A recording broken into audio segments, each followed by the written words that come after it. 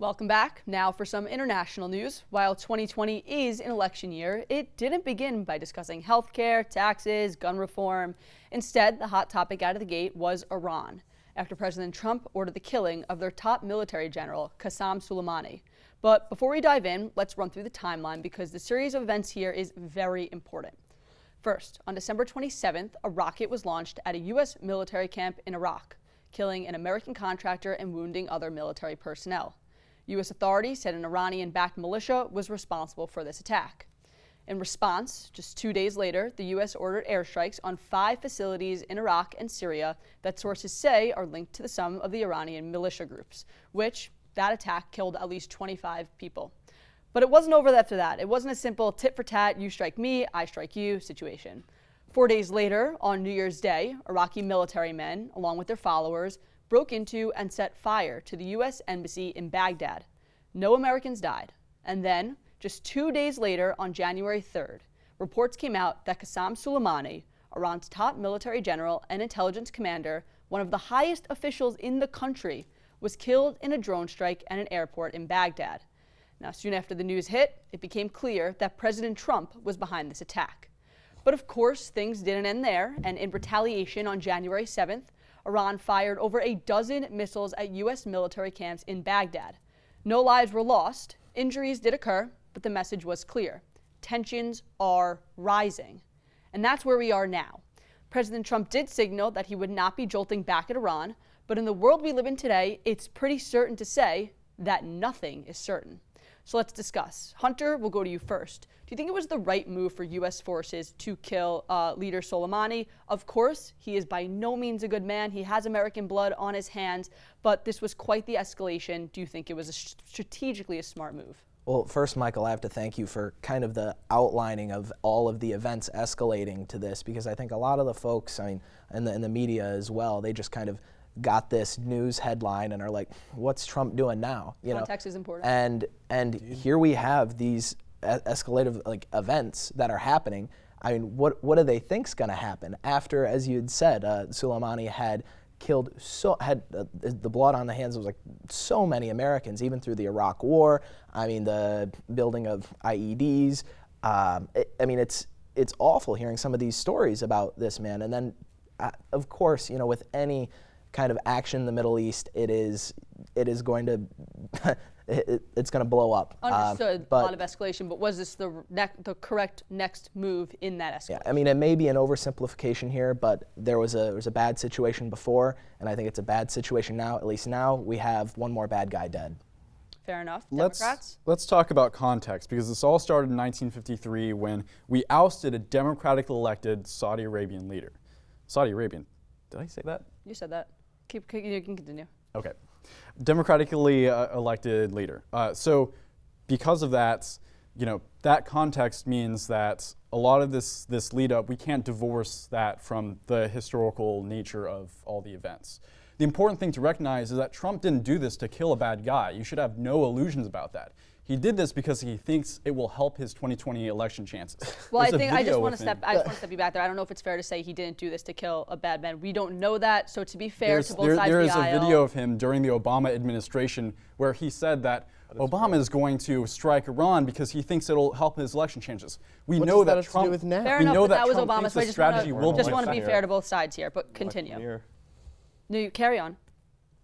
No? Nothing? Okay. Oh, no, wait. I would like to respond. Go for it. Whoever wants to respond. No. Well, look, here's the deal. When he struck Soleimani and killed him, and again, I'm not mourning his loss. No Democrats mourning his loss. No American is mourning his loss. Okay, I'll just say that, and I think that some Republicans have attacked Democrats as crying about terrorists dying. This is a totally false mischaracterization. But I think that what President Trump did was it was a mistake, because either killing him and making him a martyr or allowing him to live, I think that allowing him to live would be a net safer move. Of course, in the long run, is the world going to be better off with him dead? Possibly. But what happened in the immediate aftermath, there were so many deaths. There were American troops that were attacked at an embassy in retaliation.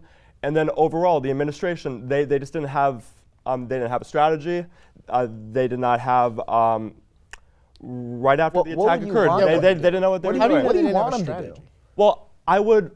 Well, first of all, he didn't present any evidence We're gonna get to This that. as to him classified plotting an imminent information. threat. Well, he didn't present any evidence to Congress, and Congress has to approve I'm gonna jump to in declare war. because we're gonna get to that. We're gonna get That to he war didn't powers declare resolution. war. We're gonna get to all that. I want to just. Well, it make was our an way act through of the war, what story. they did, yeah. Okay, so first off, what I want to hit is that a lot of people throughout Capitol Hill and throughout the country are saying, why now? Why did President Trump decide to order this strike on Soleimani now? And the reason why that question is being asked is because Soleimani, he was a well-known guy. His whereabouts were known. He was a visible guy. This wasn't like Baghdadi where he had to be tracked down. And once we had his location, we had to hang on to that. The U.S. has had Soleimani's location in the past. We've had the opportunity to strike him in the past. So why do you think this happened now? As different State Department officials and intelligence officials are citing imminent threats. We haven't heard those. So I want to ask you, do you think that we can believe that there were imminent threats? And do you think that it was suitable to strike him right now? I absolutely think it's credible to believe that there were imminent threats. I mean, it is no secret that relations between the Islamic Republic of Iran and the U.S. are not the greatest they've ever been, even in the immediate past.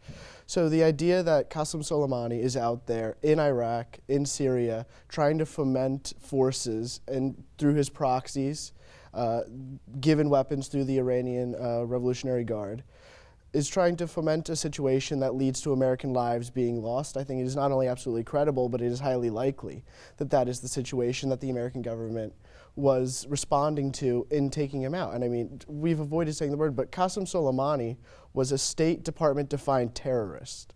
He was a person who used his influence and his proxies to harm Americans, to harm American strategic interests. Absolutely, not doubting that. Yeah. But do you think that this specific moment was the right time to take him out? Yes. Well, I asked the question, what else would you want them to do after the killing of the American contractor, after the attack on the embassy, after an apparent forthcoming attack on diplomatic officials here? I mean, I think it was Chris Murphy or one of the Democratic senators who put out something before this that said something like, Trump is weak on Iran, he's not taking any action, what the heck's going on?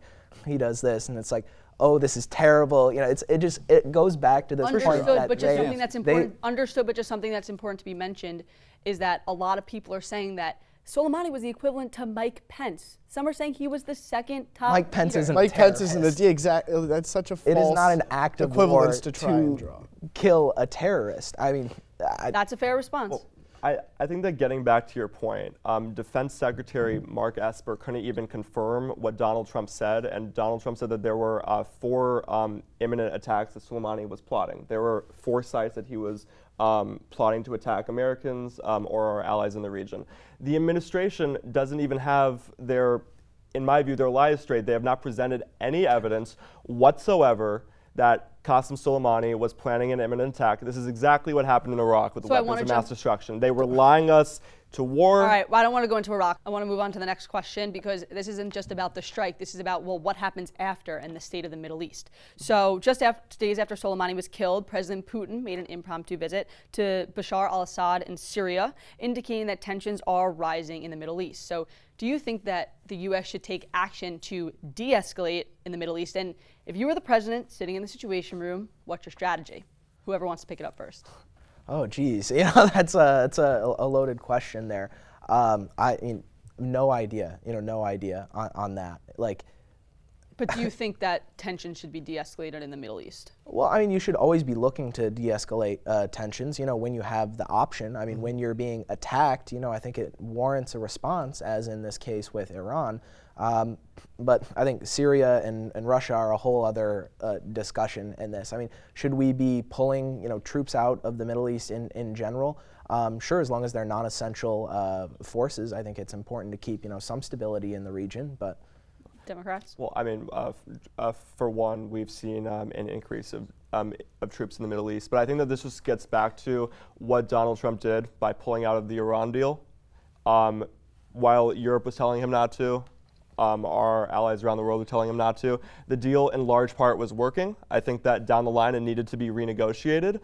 But for 10 to 15 years, it prevented them from obtaining a nuclear weapon. Right now, there are no restrictions on Iran getting a nuclear weapon, and I think that that is a major threat to our security. But him just pulling out of the Iran deal, that alone was an escalation in tensions. It was by and large working, and there were some components that needed to be renegotiated, and I understand that. But pulling out and having no backup plan, I think that that just set us on the path to So war what would that you we're on right now. So do you have a strategy for de-escalation or an idea for de-escalation? How would you carry it out? So I believe in diplomacy as the ultimate goal of foreign policy. So I think that bringing Iran back to the table. But this all has to come with leadership change. That is why Donald Trump has to be voted out this November. He has no credibility with Iran. He has no credibility really with any of our allies or adversaries around the world. And I don't think any. Republicans, Okay. the last word on this question, then we have to get to one more question. So quick response. I think this is why we saw the president's election in the first place. You know, we're talking about, you know, using this diplomacy and olive branch stuff when we're talking about terrorism. And I think it's important to extend the olive branch, you know, when necessary, and it's important to, you know, use the arrows as well. Like it's important to kind of have both. And in this case, I just don't see it any different. Last question. On January 9th, bipartisan vote, the House passed a war powers resolution. The vote was 224 to 194 in an attempt to limit the president's ability to declare war during these tensions in Iran. Now, the president is the commander-in-chief. He's the leader of the military, but the Constitution gives the legislative branch the power to declare war. So the question here is, do you think that this will now pass in the Senate, but do you think it'll have enough votes to then go against the president's what will probably be veto, and then the Congress will need 2/3 vote to then override this veto? It's important to remember that Mike Lee, that same guy who came out of that meeting and said, look, there's no evidence that there's an imminent attack, and Trump is lying to you. That's definitely So, not what he said. and he's the one who co-sponsored that war powers resolution. There's no doubt that, you know, with effort from both sides, that is bipartisan, that it can be passed. Republicans, quick response. Maybe we can get the fact checkers on that one. Well, Yeah. fact checkers are working, but still, give your response. I would just like to say, personally, this is war powers resolution. What it does is it limits the president's ability to maintain a presence in Iran after 30 days.